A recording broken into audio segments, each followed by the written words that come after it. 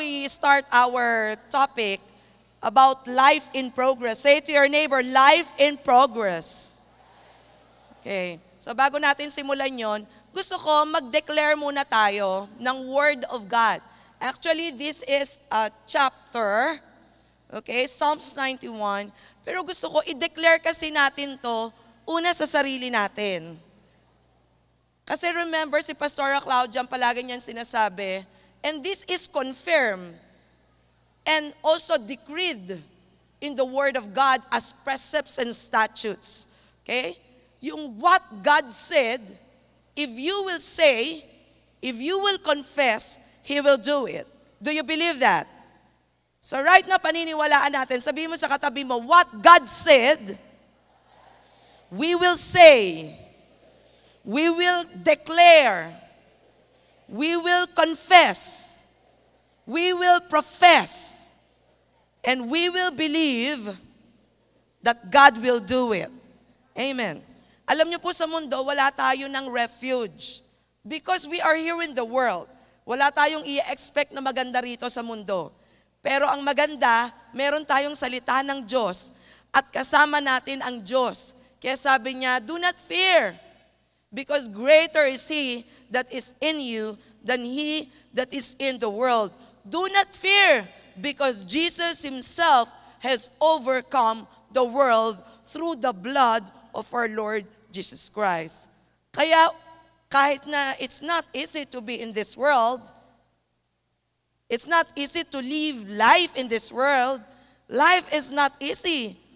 But the thing is, because of God, it was made easy already.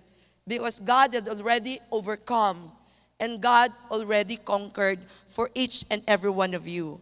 Alam kong lahat tayo o lahat kayo, lahat tayo may pinagdadaanan. Because everybody, lahat tayo may journey in life. Pero yung journey na yon is, alam ko, pampalapit sa ating Panginoon. Amen. Sabi mo sa katabi mo, yung pinagdadaanan mo, pampalapit kay Lord. Hindi yan pampalayo kay Lord. Are you getting it? Kasi dapat ang perspective natin, lahat ng nangyayari sa atin, hindi yan nangyari para lumayo ang puso natin sa Panginoon. Hindi para dumistansya tayo sa Diyos. Pero yung mga sitwasyon na yan, malinaw na malinaw ang ibig sabihin, apart from Him, we cannot do anything. That's why we just need to continue to abide in the vine. That whatever happens, let us continue to hold on to God. Because God will always uphold us in His hand. Kaya itong Psalms 91, ito po, life chapter ko din to.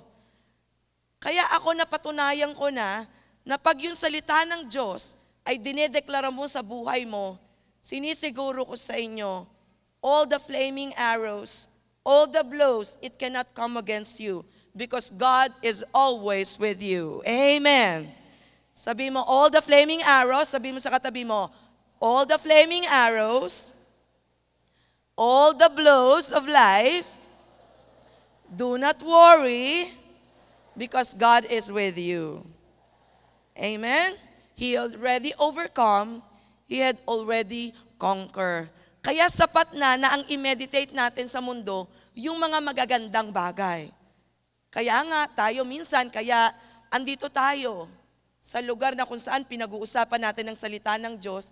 Kasi alam natin, wala nang ibang magpapakalma sa atin. Wala nang ibang tao ang makakapagpasaya o makapagbibigay sa atin ng kapayapaan. Pag tatakbo pa tayo sa iba na hindi Diyos ang tatakbuhan natin, mas lalo tayong mapapahamak. Walang ibang pwedeng umaruga sa atin na katulad ng pag-aaruga ng Panginoon, siya lang. Walang ibang pwedeng magmahal sa atin na hindi tayo sasaktan. Ang pwedeng lang magmahal sa atin na hindi tayo sasaktan na perfect ay ang ating Panginoon. Amen? Kaya nga God loves you so much that He gave His only begotten, the most precious Son, that whosoever believes in Him shall not perish but have everlasting life. So ready na kayo sa Psalms 91? So pag binasa natin itong Psalms 91, kaya dapat po ma-memorize nyo rin po ito. Itong Psalms 91, isipin natin, Lord, eto para to sa akin. Ito yung word na to ang mag-aalaga sa buhay ko. Lord, itong word na to ang mag-aalaga sa pamilya ko. Lord, itong word na to ang mag-aalaga sa city ko, sa community ko. Lord, ang word na to ang mag-aalaga sa nation ko. Lord, itong word na to ang magde-declare at magdi-decree, mag-aalaga at magseset ng course ng nation ko and the nations of the earth. Amen. Sino dito happy na ang magde-declare ng kung ano tayo, hindi tao o hindi salita ng ibang tao o hindi pangyayari dito sa mundo. Pero ang deklarasyon at kung ano ang mangyayari sa atin ay galing sa salita ng Diyos. Pwede ba nating palakpakan ng malakas ang Diyos? Palakpakan mo rin yung katabi mo na may Diyos sa kanyang buhay. Na siyang nagpalaya, na siyang nag-aruga, at palaging kumakalinga sa bawat isa. So ready na, sabay-sabay tayo, Psalms 91. Amen? Okay? On the count of 3, 2, 1, go.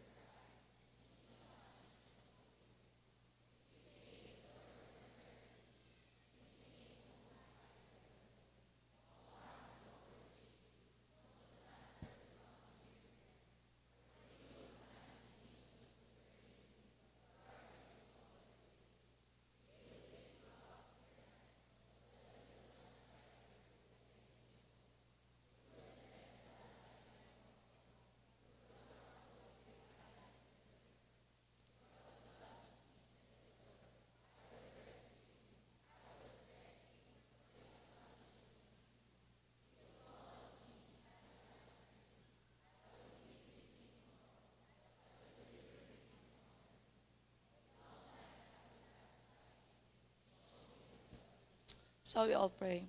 Heavenly Father, thank you for your word na dineclare mo sa buhay namin. Thank you, Lord, for that protection na yung salita mo ang nagsilbing refuge namin sa everyday affairs ng life namin. I pray, Lord, na sa bawat isa sa amin patuloy naming panghawakan ng iyong salita. Patuloy na gawin namin siyang sandigan. Na patuloy na paniwalaan namin. Sapagkat patuloy kami naniniwala na ikaw ang Diyos at Diyos ka na buhay. Mananatili kang buhay sa aming puso, sa aming isipan, sa aming damdamin, at kung sino kami. And whatever affairs in our life, whatever issues, whatever concerns, anything, and even the things that we hold on to, Lord, we give it back to you. So Father, thank you so much for being our God, for being our Lord, and for being our Savior. We are rest assured that everything is well. And Lord, we profess and we confess that you will always be forever our God. You will always be our Alpha, and you will always be our Omega. You will always be the beginning, and you will always be the end. Father, we thank you so much. In Jesus' name we pray. Amen and amen. Hallelujah. Alam niyo po, yung salita na yon ay sapat na para pabaon sa atin ng Panginoon sa paglakad natin bilang Kristiyano. Kaya it's very important that we declare sa buhay natin that, Lord, I will continue to dwell in the secret place of the Most High. Alam mo, yun lang, sapat na. Sabi mo sa katabi mo, I will dwell in the secret place of the Most High. So, ibig sabihin, hindi tayo nagdo-dwell sa mga issues, hindi tayo nagdo-dwell sa problema, hindi tayo nagdo-dwell din sa mga work natin, hindi tayo nagdo-dwell sa mga ginagawa natin. We're not dwelling to anything. The only dwelling place, the only habitation is yung secret place of the Most High. Kumbaga, kung meron tayong inaalagaan sa buhay natin, yun yung palagi tayong nasa presensya ng ating Panginoon. Because many times, nasa presensya tayo ng problema, many times nasa presensya tayo ng ibang lugar na dapat wala tayo doon, pero dapat ang pag-umigihan natin, yung palagi tayong nasa presensya ng ating Panginoon. Amen. Amen? O, tingnan mo ulit yung katabi mo. Nasa presensya ba ng Panginoon yan? Kaya that verses is really very good. For me, pag sinasabing, He that dwell in the secret place of the Most High shall abide under the shadow of the Almighty. And I will say of the Lord, He is my refuge and my fortress, my God, in whom will I trust. He shall deliver thee from the snares of the fowler and from the noisome pestilence. He shall cover thee with his feathers, and under his wings shalt thou trust. His truth shall be thy shield and buckler. Alam mo, yung pala mga verses na yon, nagbibigay na ng sense of comfort, nagbibigay na ng sense of refuge, at nagbibigay ng course at ng foundation ng personally ng life ko. Kaya ako, I can really attest it to you that when you stand on the Word of God, and when the Word of God, and when God becomes your best friend, and the secret place, His presence, is your dwelling place, mag-iiba po yung buhay nyo. Amen? Yung, there shall no evil befall thee, neither shall any plague came nigh thy dwelling. Okay? He will continue to charge His angels charge over you. So, no worry. Sabi mo, don't worry. Life is good. And life is well with you. Amen? O, siguraduhin mo na yung katabi mo na ministeryohan mo. Ngitian mo, life is good. Hindi malupit ang buhay. Because God is always with us. Amen? Ang problema, everything will pass away. Yung mga concerns natin, circumstances, condition, it will pass away. Sabi mo, it will pass away. Sabi mo, palipasin mo. Huwag ka dyan mag-dwell. Huwag ka dyan tumira. Nakukuha niyo ibig ko sabihin? Yan. Because God is the best thing that would ever happen in your life. Okay? So maganda pong introduction yan sa topic natin for today, sa life in progress. So ano topic natin for today? Life in progress. Okay, in Hebrews chapter 3, verse 1, nakasulat doon, fix your eyes unto Jesus. Yan yung ibang version.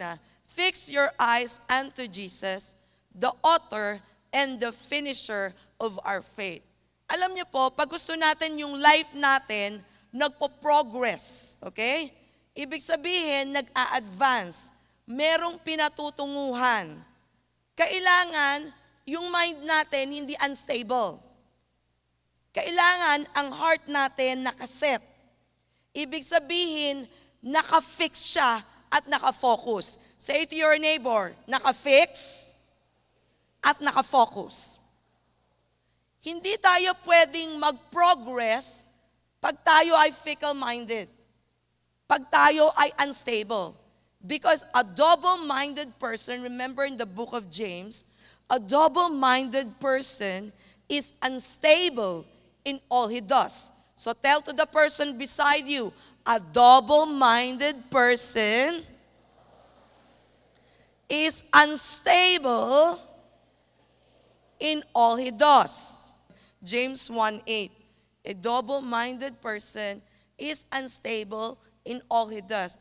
Kaya pansinin nyo, pagpabago-bago ng trabaho, pabago-bago ng gusto, pabago-bago ng girlfriend, pabago-bago ng boyfriend, pabago-bago ng asawa, may asawa na may plano pang palitan, pabago-bago ng course. Sino dito pabago-bago ng course? Okay? Pabago-bago ng ugali, diba? Moody, in other words. Diba? Pansinin niyo, in all he does, it's unstable. Are you getting it? So kaya dapat malinaw sa atin, we need to fix. Dapat naka-fix. Dapat naka-focus. Okay? At malabo po na maka-fix tayo at maka-focus tayo kung hindi tama ang tinitignan natin. Dapat sure na tama ang pinagfofokusan natin. Kaya po, ang sabi dito sa Hebrews chapter 3, verse 1, you need to fix your eyes unto Jesus, which is the author and the finisher. Sa life natin, hindi natin pwedeng angkinin ang buhay natin na parang niraran natin ng sarili natin. You need to fix yourself. You need to fix your eyes. You need to fix everything on your head. Sure ka dapat, alam mo, naka-fix. Fix your eyes unto Jesus, which is the author, which is the finisher of our faith. Siya po yung ating creator, at siya rin po ang kung ano yung forever ng life natin. Kaya yung iba, they try to run their own lives, nagugulo. Kaya walang forever.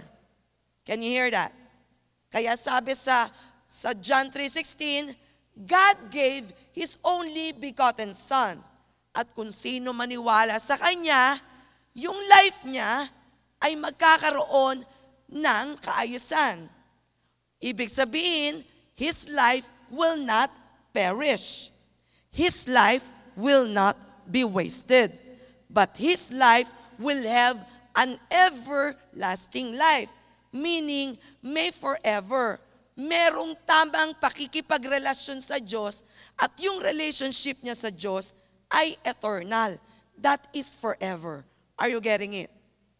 Kaya hindi, ang isang tao, kahit sabihin mong straight naman ako okay naman ako. Alam niyo po, without God, life doesn't work.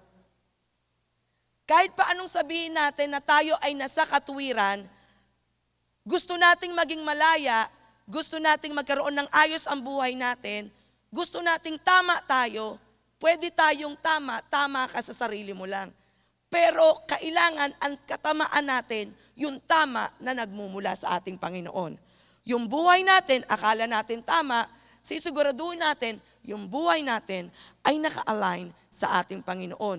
Kung sinasabi natin, bakit tingin ko naman, ma-happy naman ako. Yung happiness kasi, subjective yan pag wala ka kay Lord. Ang totoong happiness, yung happiness na ang author ng happiness mo kay Lord. Amen? Amen. So ang happiness, na fabricated lang natin, na tayo ang gumawa, yung panandaliang aliw ba? O panandaliang kasiyahan? O for the sake lang o maging masaya tayo? Yung iba nanonood lang ng TV. O kaya yung iba gumagala. Yung iba nagta-travel. Yung iba nakikipag-relationship. Sasabihin niya, dito ako masaya . O sabihin mo nga sa katabi mo, sinasabi ba yun? Dito ako masaya . Kaya lang, hindi lahat, kahit sabihin mo pang dito ako masaya, hindi totoong masaya ka.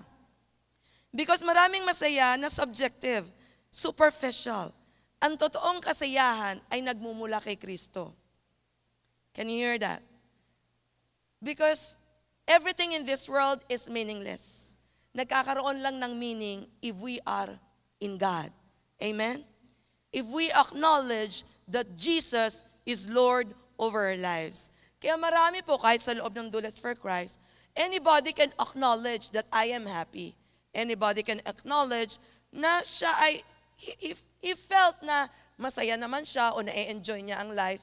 Pero sa totoo lang, kung hindi galing yan talaga sa Panginoon at hindi natin nire-recognize na siya ang ating Panginoon at siya ang ating tagapagligtas. Kahit pa 10 taon pa tayong umattend dito sa Doulas for Christ, o kahit 10 taon pa tayong magbasa ng Bible, kung hindi si Lord talaga ang Lord natin, hindi totoong na kay Lord tayo. Can you hear that? Kaya totoong-totoo na yung life natin in progress. In Hebrews 3:1, we need to fix our eyes, we need to focus our eyes on Jesus. Uulitin ko, nagtatrabaho ka, pero hindi ka naka-fix, hindi ka naka-focus sa trabaho mo. Nagkataon lang, nilagay ka ng Lord doon, pero kay Lord ka naka-focus. At yung mind mo, yung heart mo, naka-fix sa ating Lord. Amen. Habang ikaw ay nagtatrabaho. Habang tayo ay nag-aaral, ang mind, soul, and spirit natin, hindi naka-fix, hindi naka-focus sa pag-aaral natin. Pero naka-fix, naka-focus kay Lord. Kaya dumarating ang point, yung pag-aaral natin, nag-e-excel tayo. Kasi the more you focus on God, the more you become better and greater and stronger.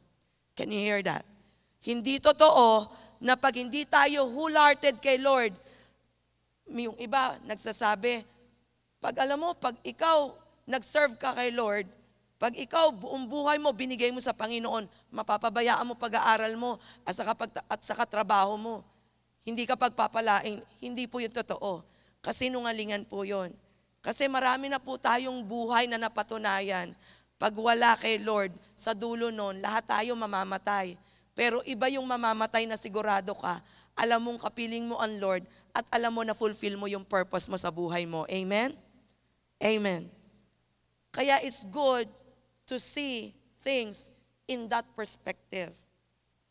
Na ano ba talaga pag life in progress? Pag life in progress, makikita mo sino ba tinitignan niyan? Saan ba naka-fix yung eyes niyan? Saan ba naka-focus? Ano ba ginagawa niyan? Kasi kahit anong gawin natin, hindi tayo pwedeng tumingin sa iba. Kailangan nakatingin lang tayo kay Lord. Kasi there will be a lot of times that we can be distracted about so many things. Pero the more you are distracted and not focus on Jesus, the more we will not progress. The more we will not advance. Kaya nga sabi sa Bible, I think Hebrews 3:12 yon, see to it, brothers, that none of you, will not, wala dapat makikita sa atin. None of you, none of us will be seen with a sinful, unbelieving heart that falls, na nagde-depart, that go away, that departs from the living God. Ulitin nyo nga, ano yung verse na nakasulat dyan? Hebrews 3:12.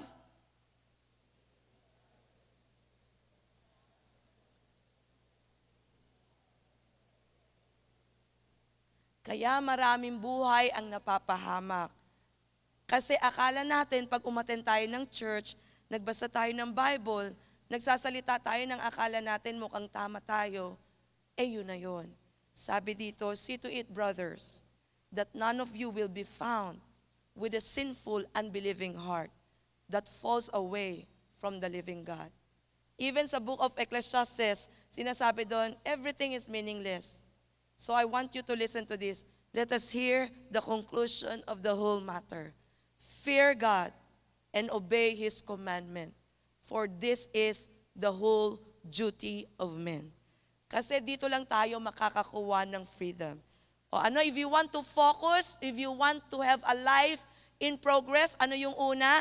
You need to fix and you need to focus. Say it to your neighbor, you need to fix and you need to focus your eyes unto Jesus. Can you hear that? So if we want our life to be on progress, always remember that. Ibig sabihin, we are under construction. Maganda ang ginagawang istruktura sa atin ng Panginoon.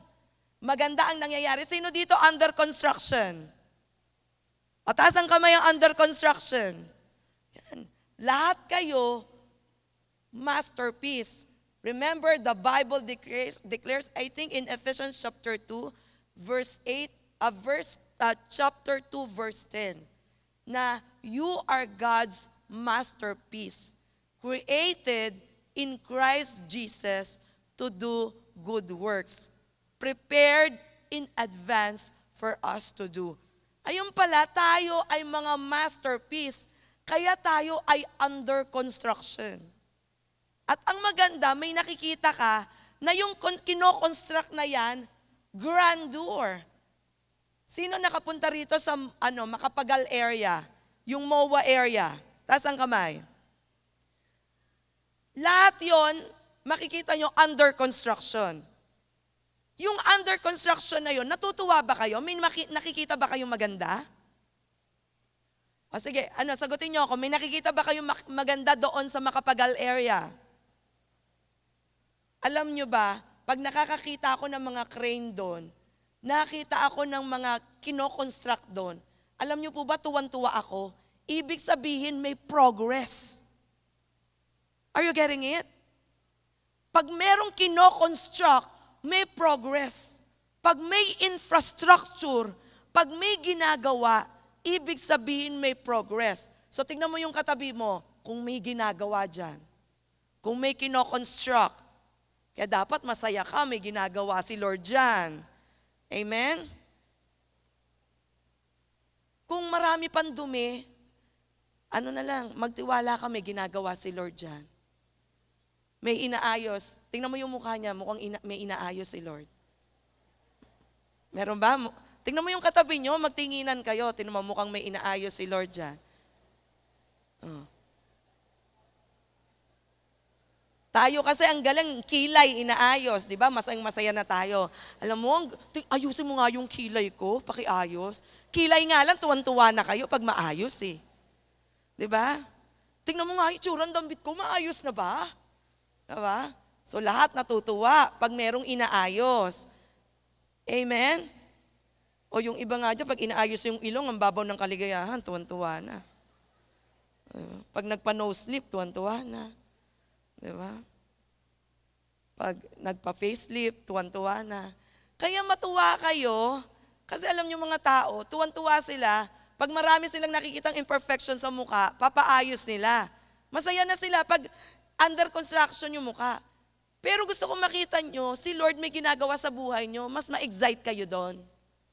Amen? Sige, tingnan mo ulit yung katabi mo kasi parang hindi ka masyadong na-excite sa katabi nyo eh. May ginagawa si Lord dyan, under construction. Ayoko mas ma-excite kayo pag nagpapa-nose slip kayo, o nagme-makeup kayo, o inaayos nyo yung kilay nyo, dapat straight, walang ligaw na buhok.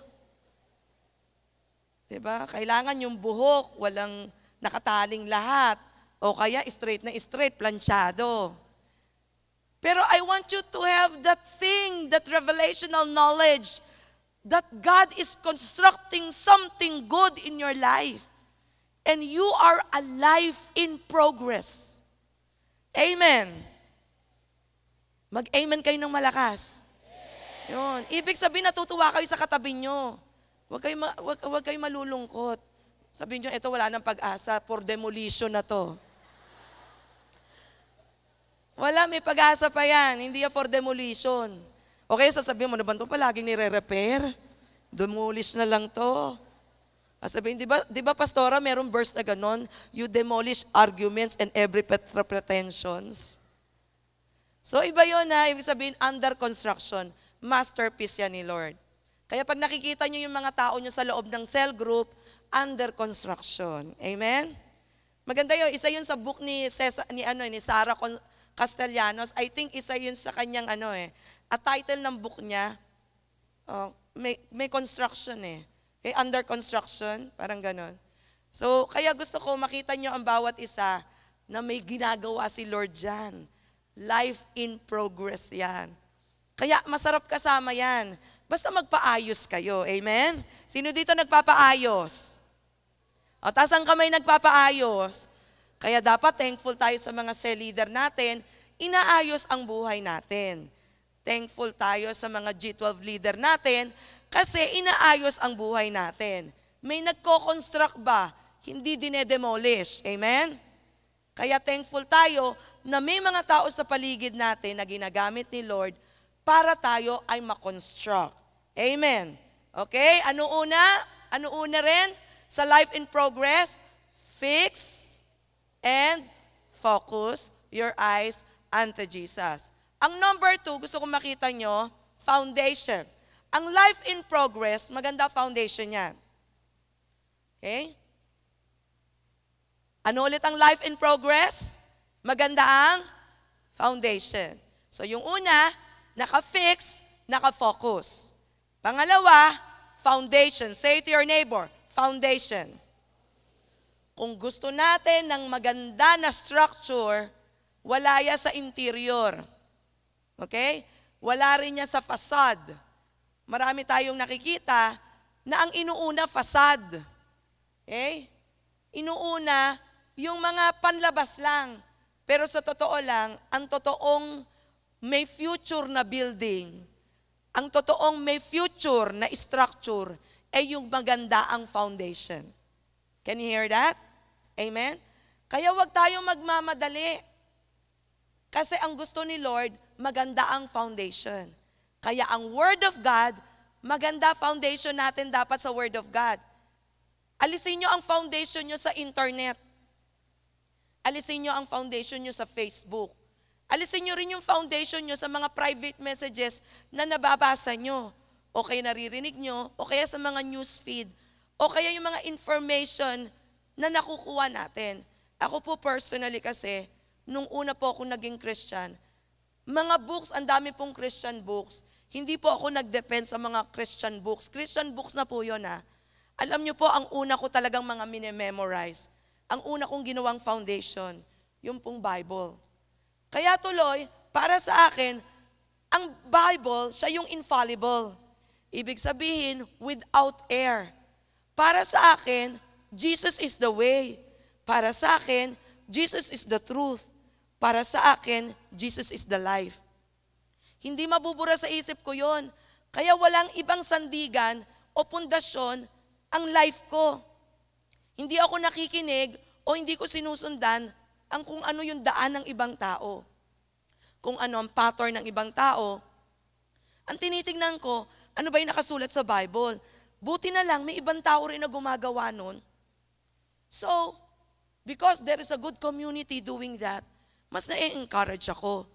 Pero sa loob din ng community, alam ko, meron din gumagawa na taliwas na hindi akma sa nakasulat sa Biblia.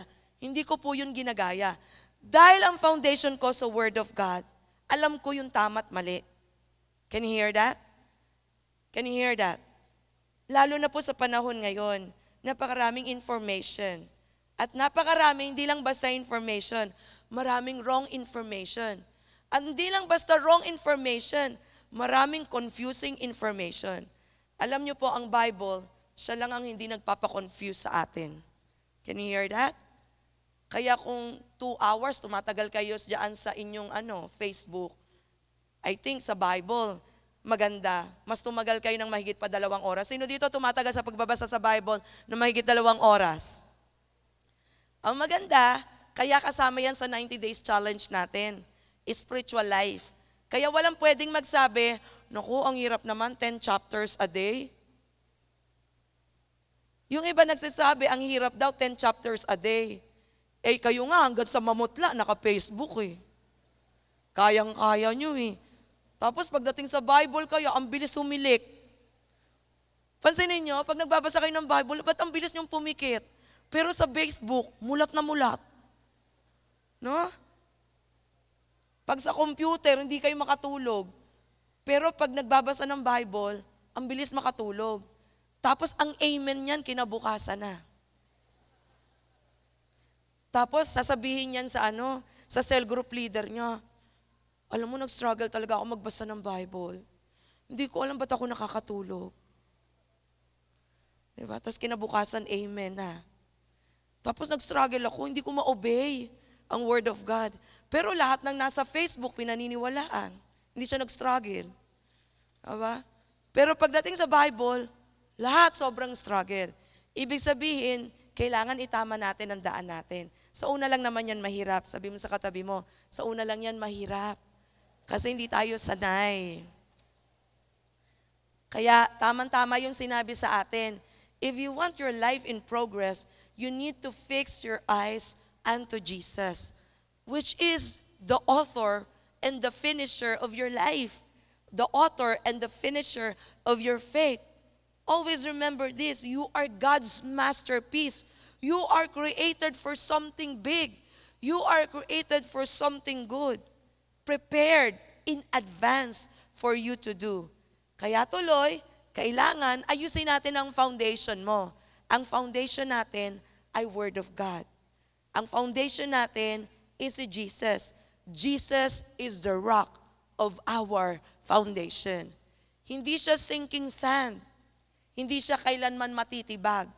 Because ang maganda kay Jesus, lahat ng mga bagay na imposible, lahat ng mga bagay na magde-destroy ng future mo, inayos na niyang lahat. In-overcome niya lahat para sa inyo. Ang maganda sa Panginoon, ang foundation mo, inayos niya. Yung way mo, inayos niya. Yung truth mo, inayos niya. Yung life mo, inayos niya. Remember, yung last na nag-preach ako, nagbigay siya sa atin ng words. Kasi ang dami niyang mga phrases na binitawan. Ang dami niyang mga pamanang salita na binitawan. 7 yun, yung mga words na binitawan niya, na nagko-coincide doon sa verse na binigay niya. Remember yung, Lord, forgive them, for they do not know what they are doing. Tapos yung mga word niya na, surely, you will be with me in paradise. Yung, ang dami niyang words na binitawan sa buhay natin, nagbigay ng salita na comforting sa buhay natin, na gagamitin natin sa buhay natin habang tayo ay nagjo-journey. Ano yung 7 na yon? Yung forgiveness. Yung pangalawa, words of invitation. Yung pangatlo, words of restoration. Ano yung pang-apat? Words of acceptance. Ano yung pang-5? Words of love. Ano yung pang-6? Words of triumph. Ano yung pang-7? Words of hope. Just imagine, ang binabato niya sa ating mga salita, yung mga salita na nagko-course, nagdadirect, nag-aayos, nagtatama ng future natin. Kaya sabi niya, don't worry. Ang foundation mo, just make Jesus your foundation. Hindi ka mapapahamak because He is your way. He is your truth. He is your life. Huwag ka na maghanap ng ibang daan. Siya na ang daan.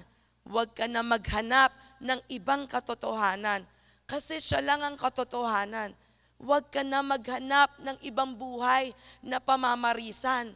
Nagbigay na siya ng pattern kung ano yung buhay na pamamarisan natin. Are you getting it? Kaya sabi niya, ano yung ibig sabihin niya? Yung word niya, nagbibigay ng redemption. He is your redeemer. He is your builder. And He is your provider. Pag sinabi niyang, I am the way, I am your truth, I am your life. You don't worry. Ako ang tagatubos ng buhay mo. Do not worry. Ako ang tagatayo ng buhay mo. Do not worry. Ako ang tagapagbigay ng buhay sa iyo. At ako lang ang mag-aayos at magbibigay sa iyo ng buhay na hindi ka mapapahamak. Sino dito masaya sa ganung buhay? Amen? Sabi mo sa katabi mo, Jesus is the way. Jesus is the truth. Jesus is the life. Siya yung daan lang natin, wala tayong ibang daan. Kaya nga ang foundation natin si Jesus. Habang tayo ay nagjo-journey, daan lang niya na kung ano yung tinuro niya, yun lang ang dadaanan natin. Huwag kayo pupunta sa ibang daan. Kaya sabi niya, palagi kang magfo-forgive. ang gagawin mo, palagi kang mag-help to help other people to find their way back to God. Kasi nagbagsak ako sa iyo ng words of invitation. Hindi lang na nagfo-forgive ka, pero you are helping people find their way back to God. Magbabato ka ng words of invitation. At saka ang palagi mong ibabato, yung words of restoration. Ibig sabihin, ikaw bilang tao, tayo bilang tao, ang iniisip natin, ma-restore ang buhay ng mga tao. Ang iniisip natin palagi, yung words na nagbibigay ng reconciliation. Kaya 'di ba meron, hindi lang words of Hindi lang words of forgiveness, hindi lang words of invitation, pero yung words of restoration na merong reconciliation. Kaya, alam nyo po ba ang anointing nyo? Yung anointing nyo, nagbibuild. Kaya yung shinare ko sa inyong tatlo, si Lord, siya yung builder nyo. Si Lord, siya yung redeemer natin. Ibig sabihin ng redeemer, sa magitan ng buhay niya, in-overcome niya lahat ng limitations natin. Sa magitan ng buhay ng Panginoon, the blood that was shed on the cross, lahat po ng mga kasiraan sa buhay natin, inayos na po niya. Sino dito may kasiraan sa buhay? Minsan nasira ang buhay niya, taas ang kamay. Sino dito nasira ang buhay minsan? At alam niyo po ba, merong hanggang ngayon nasisira ang buhay? Pero wag po kayo mag-alala. Si Lord ang Redeemer nyo. Because our Redeemer lives. Amen? Ang blood po niya, yun ang nagpa-overcome ng kung ano man ang kasalanan na meron tayo. Kaya uulitin ko, according to the Bible, Isaiah 53 verse 4, surely He took our infirmities and carried our sorrows. He was pierced for our transgressions. He was crushed for our iniquities. And the punishment that brought us peace was laid upon Him, and by His stripes we are healed. Kaya po importante ma-recognize natin, ma-acknowledge natin na ang foundation natin, wala tayong pwedeng ipalit kay Kristo. Sabi mo sa katabi mo, hindi mo pwedeng ipagpalit si Kristo. Wala kang pwedeng ipalit kay Kristo bilang pundasyon ng buhay mo. Wala kang pwedeng pagbalingan ng iyong mga mata. Kung hindi si Kristo lamang, mapapahamak ka pag ibinaling mo ang iyong mata. Ibinaling mo ang iyong isipan. Ibinaling mo ang puso na hindi si Kristo. Masisira po ang buhay natin pag hindi si Kristo ang pundasyon natin. Sapagkat si Kristo po ay gumagawa ng masterpiece out of our lives. Remember, if you want your life intentionally to be in progress, there's no other way. Jesus is the only way. Jesus is the only truth. And Jesus is the only life. Amen? Walang ibang daan tayong pupuntahan at daraanan. Wala tayong ibang katotohanan na pwedeng sandigan. Salita niya lamang. Wala tayong pwedeng buhay na pwedeng ipamuhay. Buhay lamang ni Kristo. Kaya tayo ay nagfo-forgive. Kaya tayo nag-i-invite. Kaya tayo nagre-restore. Kaya tayo nag-a-accept. Hindi tayo nagre-reject. Kaya sabi mo sa katabi mo, ina-accept kita kahit ano ka. Mahal kita kahit ano ka. But I will tell you this. Sabi mo sa kanya, I will tell you this. I will decree this in your life. I will bring the best out of you because you are the masterpiece of the Creator. Amen? Kaya ang pamilya nyo, isipin nyo masterpiece. Hindi yan masisira kasi ikaw ang kamag-anak. Amen? Yung mga kaibigan nyo, hindi yan masisira kasi masterpiece ni Lord yan. Amen? Kasi meron kang forgiveness, meron kang words of invitation, meron kang words of restoration, meron kang words of acceptance. Ang matindi, palagi kang umiibig. Kaya may forever. Amen? Yung pag-ibig mo, unlimited yan. May forever. Sabi mo kahit may topa ka, forever pa rin kita. Basta siguraduhin mo lang na kay Lord ka. Amen? Kasi mahirap ayusin pag wala ka kay Lord. In Colossians chapter 3 verse 1, if ye then be risen with Christ, seek those things which are above, where Christ sits at the right hand of God. Set your affection on things above, not on things of the earth. For you are dead, and your life is hidden with Christ in God. When Christ, who is your life, shall appear, then you shall also appear with Him in glory. Sa totoo lang po, pag na kay Lord kayo, alam niyo po may sinabihan ako. Sabi ko, okay lang na mayabang ka. Ang maganda sa'yo, mabait ka pa rin. Yung iba, mayabang na arogante pa. Mali na, nagmamalaki pa. Pero sino dito, umaamin siya, mayabang siya. Pero Lord, mabait naman po ako eh. Kaya wag niyong pagsasabayin na mayabang na kayo, arogante pa kayo, rebelde pa kayo. Wag niyong pagsasabayin. Pero may hope kayo, may pag-asa kayo. Alam niyo po, Lord, mayabang po ako. Pero Lord, mabait naman po ako eh. Peace tayo ha. Pero sabihin, Lord, peace. Sa leader niyo, kayo yung sabihin, sa leader, alam mo naman, di ba, mayabang ako. Pero, peace tayo ha. Bait naman ako eh. Talaga lang, meron lang akong yabang na hindi ko alam. Hindi ko inakala, hindi ko rin alam kung saan ko nakuha. Pero umaamin ako, mayabang ako. Tulungan mo ako ha. Gawin mo ako masterpiece. Ang maganda umaamin. Ang mahirap yung hindi umaamin. Pero halatang-halata ang kayabangan. Amen? Sino dito alam mong mayabang ka? Yung mali na, pinagyayabang pa. O sino dito mayabang? Pero pwede mo bang sabihin ngayon? Kasi may love ka eh. 'Di ba? Alam mo may hope ka. At si Jesus ang foundation mo. Alam mo kaya kang itama ng Panginoon ngayon. Amen? Hindi pwede yung, bakit ano ngayon? Kung nagkakasala ako, bakit ikaw banal? Minsan ganyan eh. Paano maitatama yung isang tao na tinutulungan mo na hinahanapan ka pa ng mali? Are you getting it? Alam mo, lahat tayo may journey. Pero pag naghanapan tayo ng mali, walang aayos sa atin. Pero sino dito, ang gawin natin, maghanapan tayo ng kahit isang kabutihan natin, doon tayo mag-jump start. Amen? Sino dito kahit isa may isang kabutihan? Kahit 99 ang mali mo, okay lang sa akin yon.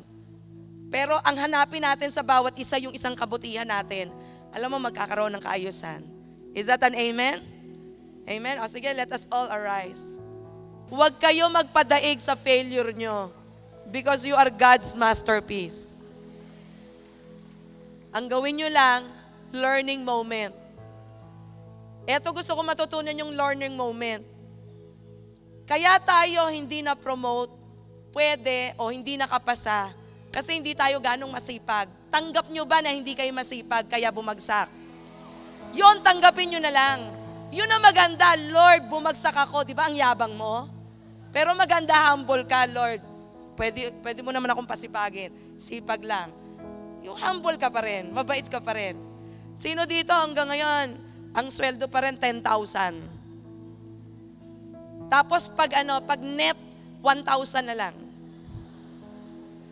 Pasalamat pa kung makakapasok pa sa work.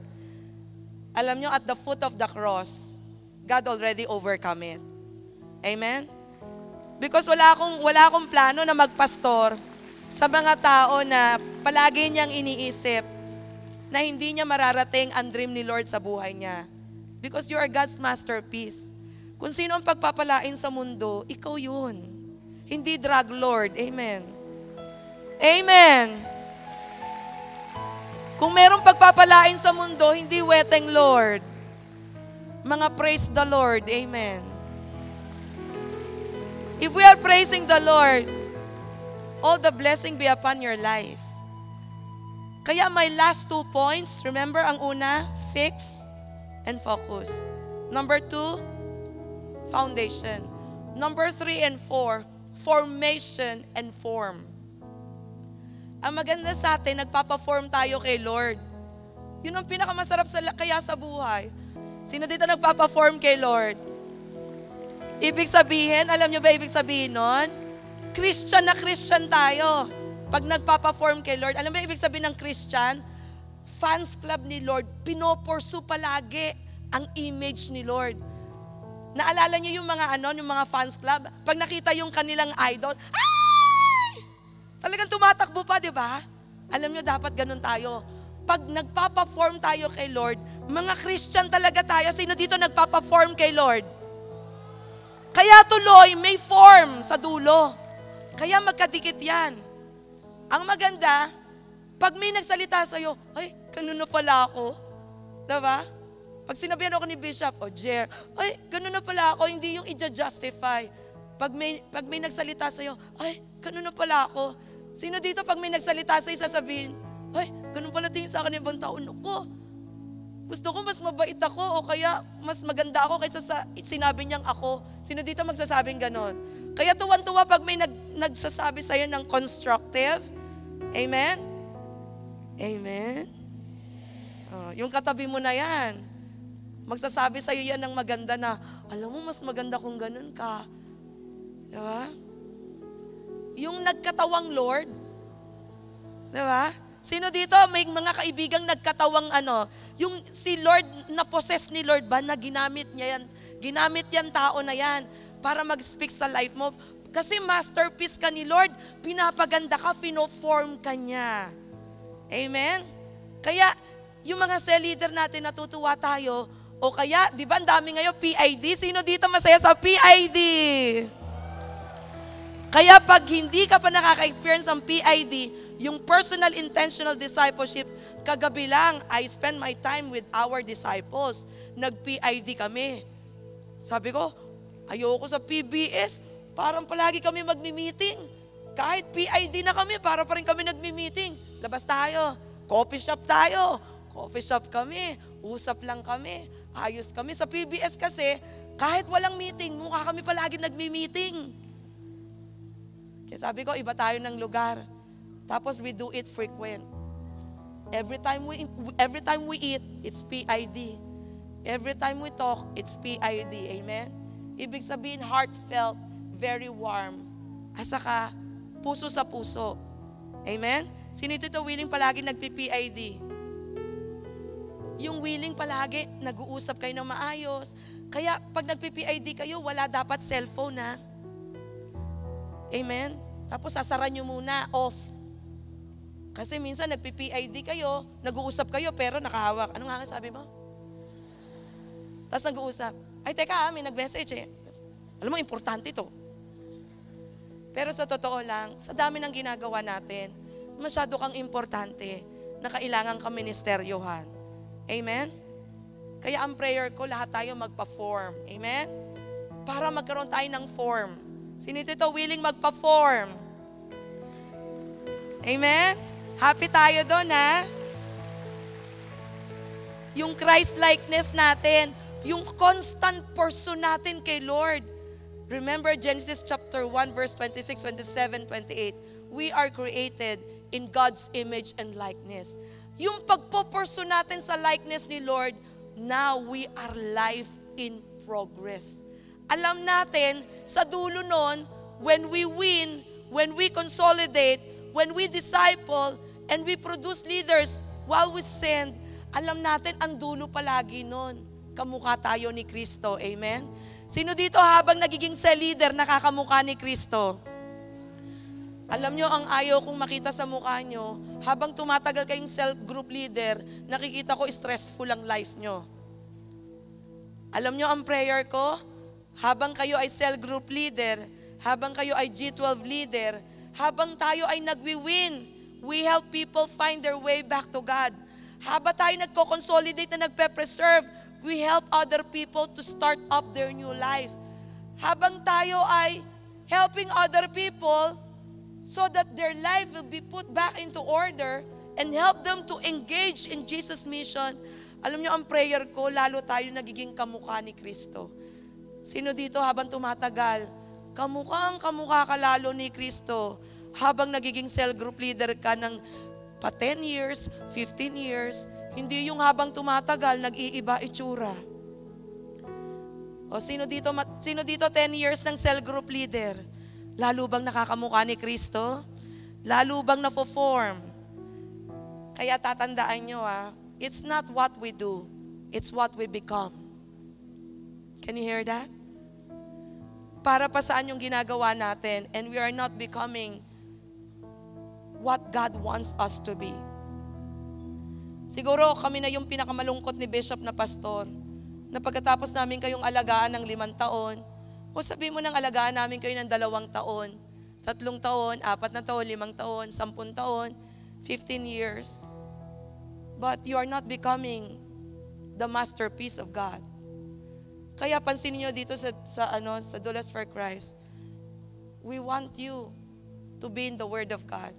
Because there's no amount of word that can motivate you and conform you. Only the Word of God can form you.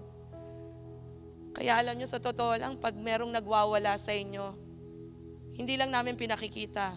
Kami ang unang nalulungkot. Ang iniisip ko, saan ba kami nagkulang? Saan ba kami nagkamali?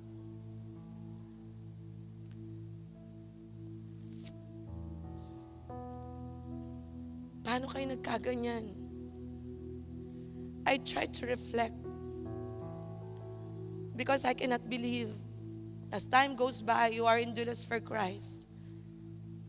Instead of becoming the person God wants you to be, you're becoming the person on the opposite. So it is our prayer. Please bear with us. Internalize the Word of God.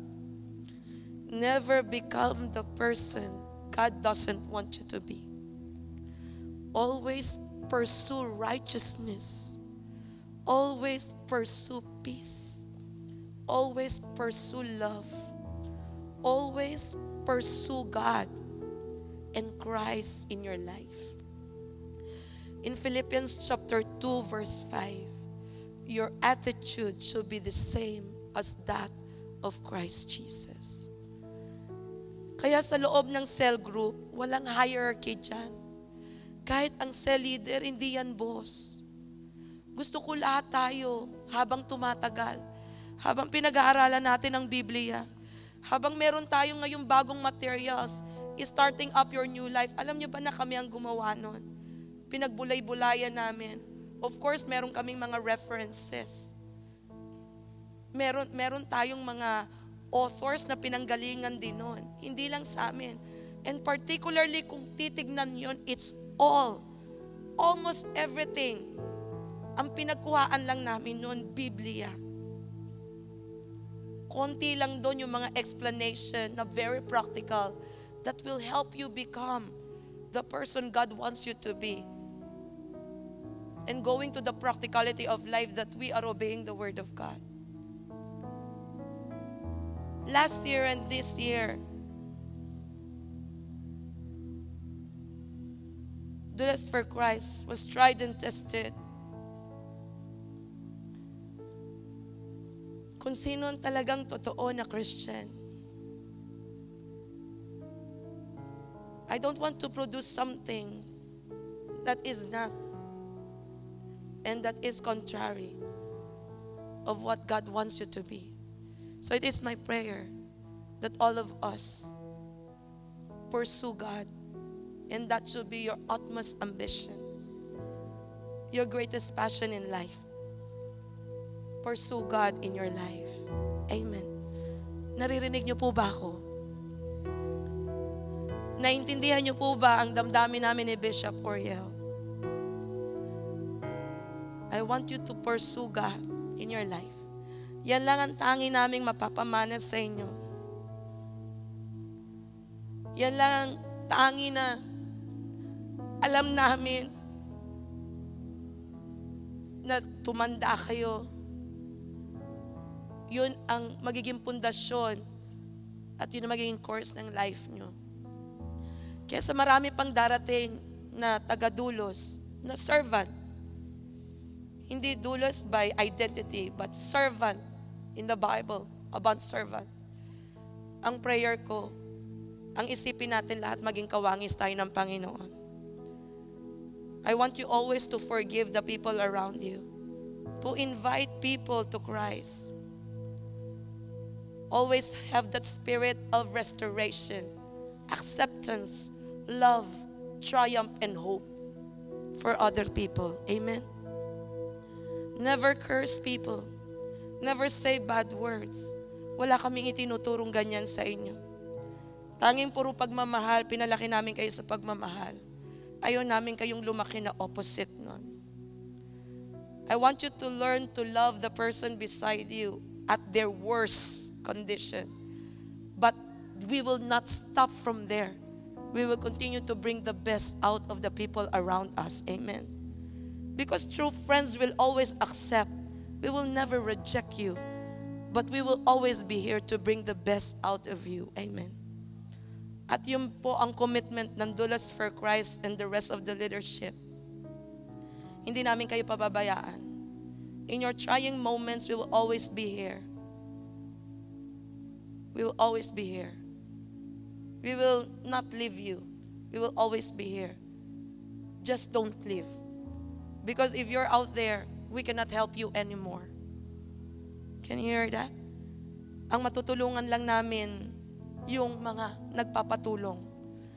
Yung mga hindi po nagpapatulong, hindi na po talaga namin matutulungan. Can you hear that? Our topic is life in progress. You need people to bring the best out of you. Amen. For you to advance, God will use people to bring the best out of you. So never allow yourself to be surrounded with people that will not bring the best out of you. You will always have friends like acquaintance, but not all people can be a friend that will influence you. I choose friend that will influence me, but I am a friendly person. I am a friend to everybody, but I choose people who will influence my life, because my ultimate influencer, the author and the finisher, is Jesus Christ. Amen. And my foundation is the Bible. So I can never be shaken. I can never be moved. Though I fail, still God will always uphold me in His hand. Though you fail, God will always be with you. Amen? Because the only care of God is you. Kaya for sure, your life will always be a life in progress. Amen? Kayong katabi mo, hanggat nandyan yan, pagtulungan natin. Amen? Huwag na matigas ang ulo pag mali, kasi hindi namin kayo matutulungan. Amen? Pag may problema kayo, huwag nyo idaan sa Facebook. Kausapin nyo kami. Hindi namin kayo doon matutulungan. Amen? Sabi mo sa katabi mo, pag feeling sad, huwag mo na ilagay, huwag mo na gawing wall. Sabi mo na lang sa akin, mas matutulungan kita. Tapos sabi mo sa katabi mo, lalo na pag feeling bad.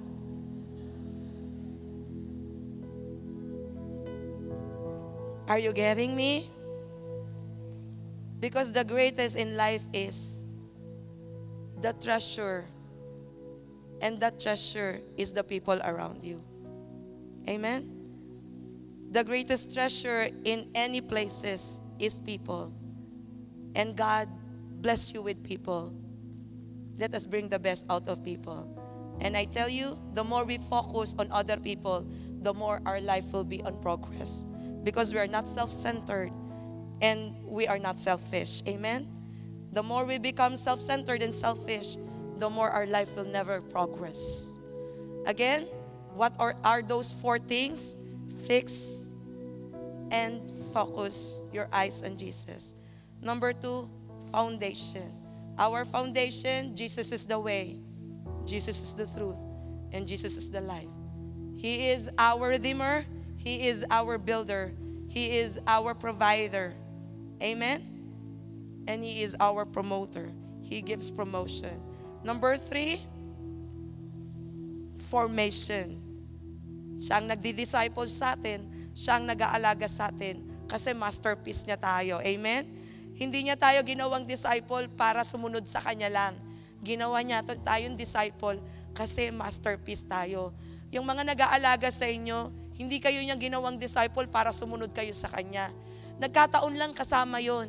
Pero sa totoo lang, kaya namin kayo inaalagaan.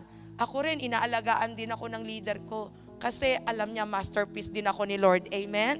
Sino dito masaya? Disciple siya.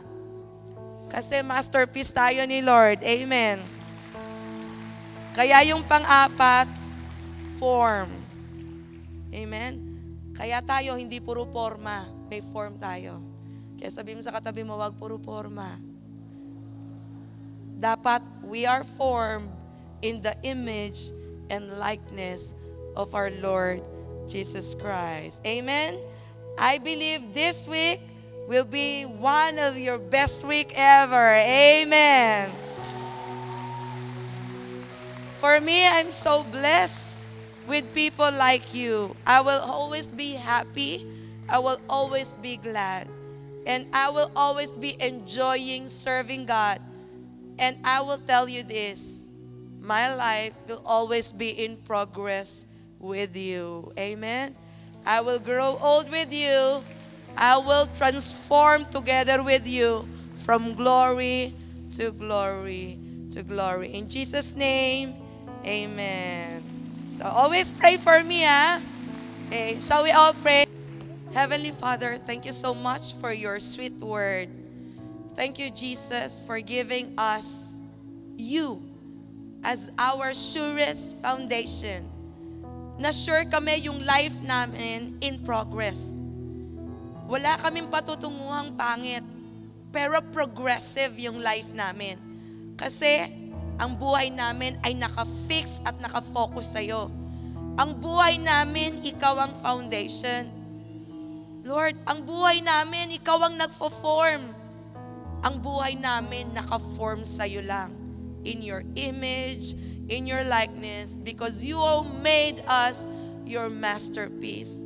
Thank you for making us your child. Thank you for you are always our Father, and you are our builder. You are our provider, and you are our Redeemer. In Jesus' name, amen and amen. God bless you.